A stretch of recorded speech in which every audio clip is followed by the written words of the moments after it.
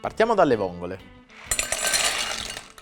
Le metto in una ciotola, le copro con acqua e ci metto un bel po' di sale per ricreare l'acqua marina. E mo' le nostre vongolelle se ne stanno in ammollo per circa 2 ore. Di tanto in tanto però cambierò l'acqua. Puliamo le cozze. La prima cosa da fare è togliere i denti di cane, sulle mie non ci sono.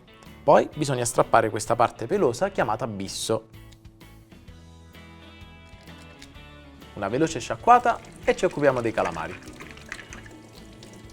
Io li ho già puliti, svuotandoli all'interno e togliendo la pinna. Adesso li taglio ad anelli di circa 1 centimetro di spessore e li metto da parte. Tegame caldo con dell'olio e all'interno 2 spicchi d'aglio e un peperoncino. Quando il fondo si è insaporito aggiungo cozze e vongole. Bagno con il vino bianco e quando è evaporato chiudo con il coperchio e lascio dischiudere il tutto.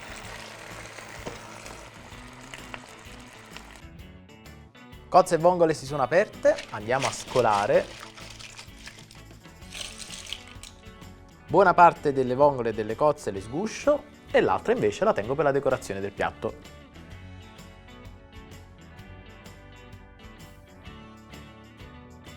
E ora filtriamo il liquido delle cozze e delle vongole perché servirà per il couscous, che verso nella ciotola con dell'olio e bagno con il liquido dei molluschi.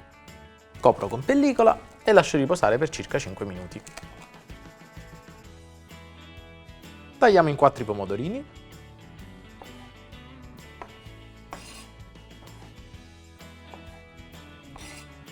Casseruola sul fuoco, olio caldo, spicchio d'aglio e peperoncino.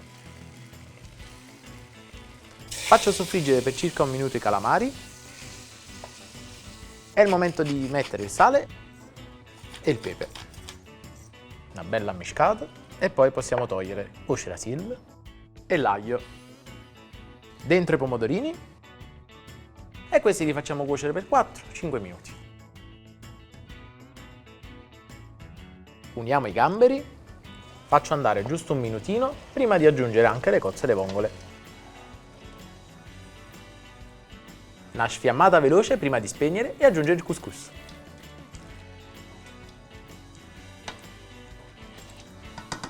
Prima però lo sgrano con una forchetta.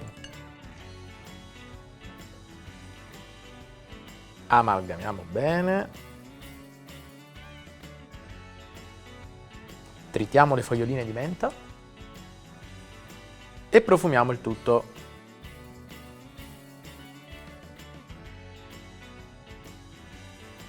Ultimo tocco, cozze e vongole tenute da parte. Possiamo impiattare. Il momento più triste, non è vero, l'assaggio. Ecco voi dico a fare.